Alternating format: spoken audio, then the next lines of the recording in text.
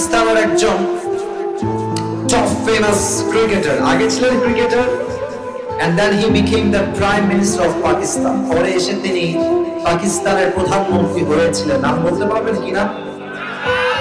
ইমরান খান। এই নাম জানেন মাশাআল্লাহ। উনি সেদিন একটা বক্তব্যে বললেন যেটা আমার কলিজায় গিয়ে আঘাত করেছে। উনি বললেন যে মানুষ তার খারাপ অবস্থায় হেরে যায় না, মানুষ তার শূন্য অবস্থায় হেরে যায় না, মানুষ হারে তখন যখন সে গিভ আপ করে ফেলে। যতক্ষণ পর্যন্ত মানুষ বলে যে আমি পারবো, আমার শক্তি আছে, আই ক্যান ডু ইট, এটা আমার বিলিভ আছে, যতক্ষণ পর্যন্ত বিশ্বাস সঙ্গে আছে, মানুষকে হারিয়ে দেওয়ার মতো শক্তি এই পৃথিবীতে জন্ম নেয় না। যুবক ভাইরা, ঠিক না? দুই নাম্বার আরেকটা কথা তিনি বলবেন, যেটা আমি বলেই আর কোনো কথা বাড়াতে চাই না, আমার মূল তাফসীরের দিকে আমি ফোকাস করা ট্রাই করব। এটা আমার মুরব্বী আব্বাজান যারা এসেছেন, মায়েরা যারা এসেছেন, স্পেশালি আমার যুবক ভাই যারা এসেছো, এই বাক্যটা একটু মনোযোগ দিয়ে শুনবা। সফল সে হয় না যে খুব ট্যালেন্টেড হয়, সফল সে হয় না যে বড় স্কুলে পড়াশোনা করে, সফল সে হয় না যার বাপ সফল হয়, বরং সফল হয় সে ব্যক্তি যে তার জীবনের স্বপ্ন বড় দেখে এবং এমন স্বপ্ন দেখে যে স্বপ্ন বাস্তবায়ন না করা পর্যন্ত সে তার শ্বাস নেয় না, পিছু হয় না, হেরে যায় না, সে মানুষটাই সফল হতে পারে। যে কিনা বলে স্বপ্ন বড় দেখবা। আমার তো মনে হয় যে আপনার সন্তানরা ভেরি ট্যালেন্টেড, ব্রিলিয়ান্ট, এবং আপনারা দেখবেন আপনার মানুষের মতো মানুষ এই জেলার মানুষ যে পরিমাণ চালাক অন্য জেলা আপনি খুঁজে পাবেন না। ঠিক কিনা বলে? আচ্ছা, পাবনাকে নিয়ে মানুষ অনেকে একটা কথা বলে যে পাবনা একটা মেন্টাল হসপিটাল আছে, তাই অনেকে টিটকারি মারে যে পাবনায় পাঠাই দিব, এই করে দিব, সেই করে দিব।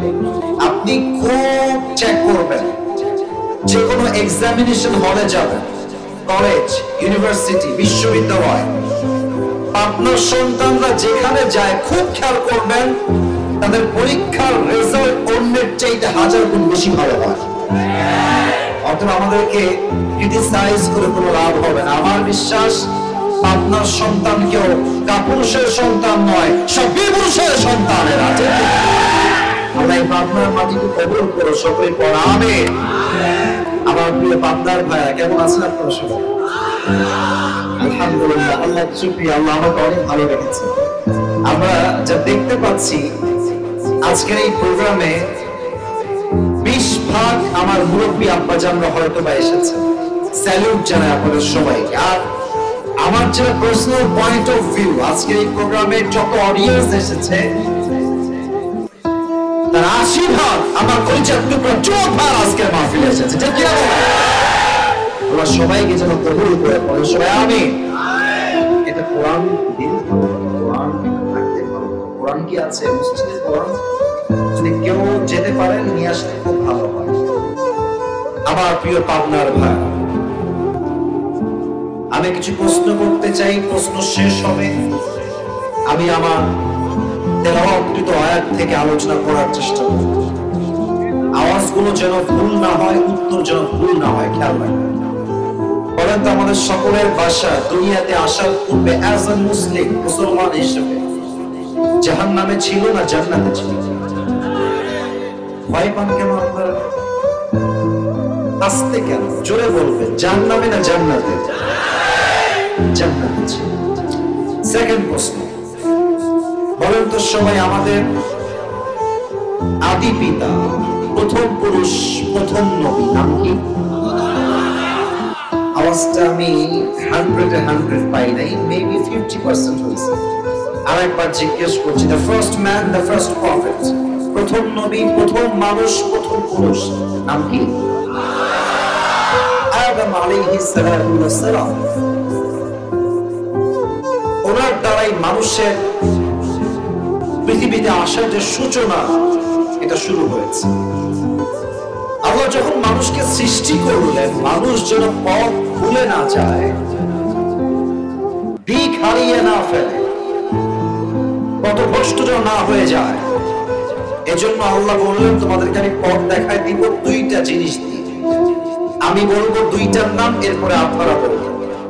এক হচ্ছে নবী, দুই হচ্ছে কিতাব। লেটস রিপিট উইথ মি, এবার আপনারা বলবেন। এক হচ্ছে নবী, বলার সময় এক নাম্বার, এক নাম্বার, দুই নাম্বার কিতাব, বলার সময় দুই নাম্বার। বলেন তো আসমানি কিতাব মোট কয়টা? একটু জোরে কম না, কয়টা? একটা কিতাব যেখানে কোনো চেঞ্জ আসে নাই।